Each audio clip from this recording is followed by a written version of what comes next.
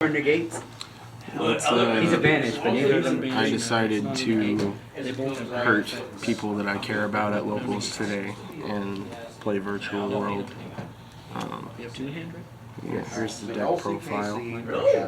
2 Virtual World, Yin Yang. Some builds play 1. Two's ideal. What about 3? 3 is not necessary at all, unless for some reason we get a new card that makes normal summoning like a viable strategy for us. 3 Lulu, because it's the best Virtual World monster. 3 Gigi, 3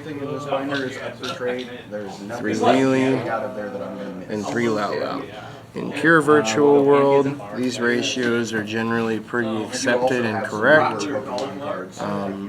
3 of all of them except for Nyan Nyan, and then we don't play Toto, the level 6 normal summon, because that's just, the deck's so bricky, it's just a brick. 3 Qinglong and 3 City. This is mandatory. 2 Chu-Chi and 1 Zhan Wu. This is really standard Virtual World ratios, for pure at least. I wouldn't really cut any of these to less than what they are. You need 2 Chu-Chi for the grind game and whatnot, and so that you can utilize its graveyard effect and its on-field effect. And Zhan Wu is just a really good card. It helps you play around Nibiru. That's pretty cool. And yeah, so that's the spells and traps for Virtual World. 3 Emergency Teleport, because that's mandatory for Virtual World.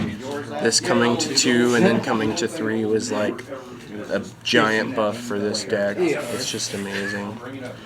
2 Foolish Burial Goods, because I don't own Small World. So you activate Foolish Goods, you dump Qinglong, and then banish Qinglong, search Lulu, and hopefully you can start some plays from there. And then 2 Desires, because there's not 3, and Konami hates me. It's one of my favorite spell cards ever. They hurt my child. It's been going for a while. Going second cards, 3 Gamma and a Driver. This is mandatory for Virtual World. It has E-Tele synergy, and also you can there's several spots that you can gamma your opponent's Ash if they try to Ash you, like in your main combo.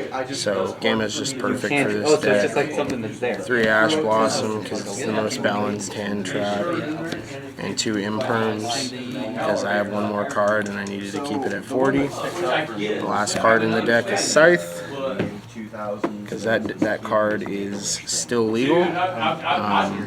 You can Scythe Lock with Baron de Fleur if you're playing Adventurer or if you're playing Fairy Tale Snow, but I'm choosing to just play Scythe over Fairy Tale Snow, and then play some rank 6s to make that happen. In the extra deck, level 6 Synchros. These are the 3 that are. These 2 are mandatory. This one, it just is necessary because it's a tuner, and these 2 both draw you a card, but you need this one sometimes, and you need this one like all the time. 3 level 9s. Shin's the heart and soul of the deck. Every card sent from the field to the graveyard is banished instead. It crushes like Tri-Brigade, it crushes Salamangreat, it crushes a lot of decks. It's pretty dope. Crocodragon's a draw, and it's a pop if you play your turn correctly. You can have follow-up in hand, and you can pop 1 with Crocodragon. And this is necessary for popping cards, going second, and also you can use this to add the Lulu back to your hand if you haven't Lulu'd yet. Oh shit! So those are the 6s and 9s. We play the Ultimaya Crystal Wing package, because negates are good, and this deck doesn't naturally put up negates. And then Geomathmic Final Sigma. This card can win you games straight up. It's unaffected when it's in the extra monster zone, and it does double battle damage.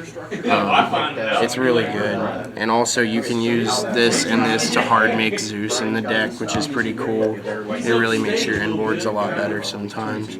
I'm going to play one rank 3. Gossip Shadow is probably one of the best rank 3s in the whole game, in my opinion. And it's good to help you play around Nibiru if your hand is good enough. And if your hand is kind of awkward and you end with like 2 level 3 tuners on your board for some reason, you can make this. It's pretty cool. It actually worked for me today. That was pretty dope.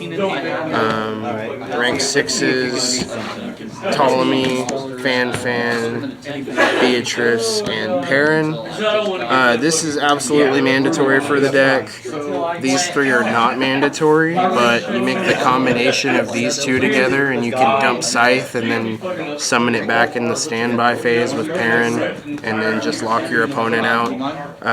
Your basic Scythe lock combo ends with these 2, Scythe and Grave, and then a Shin.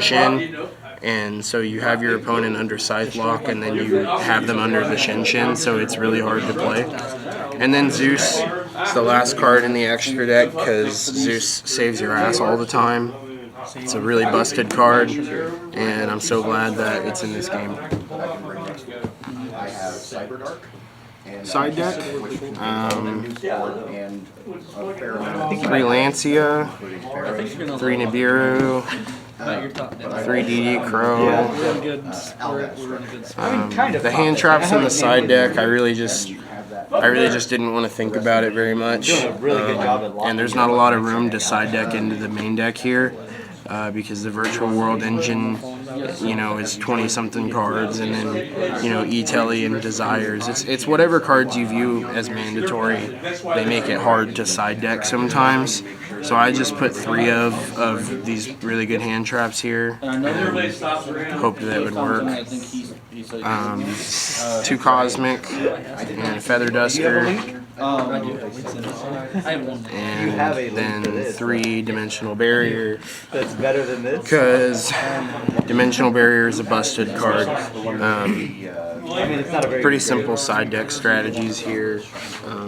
Not very many hand traps in the main. That's the only thing I would probably change about the deck. Otherwise, though, Scythe Lock is really good, and your opponents hate it. And then having him under Shin also is just really awesome. I mean, Scythe Lock plus Shin is basically an auto win against like Tri-Brigade. It's really just amazing.